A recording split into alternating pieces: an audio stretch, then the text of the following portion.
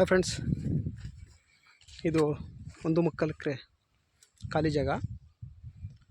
ಪಕ್ಕನೇ ಹೊಳೆ ಬರುತ್ತೆ, ಟಚ್ ಹೊಳೆ ಹರಿತಾ ಇದೆ.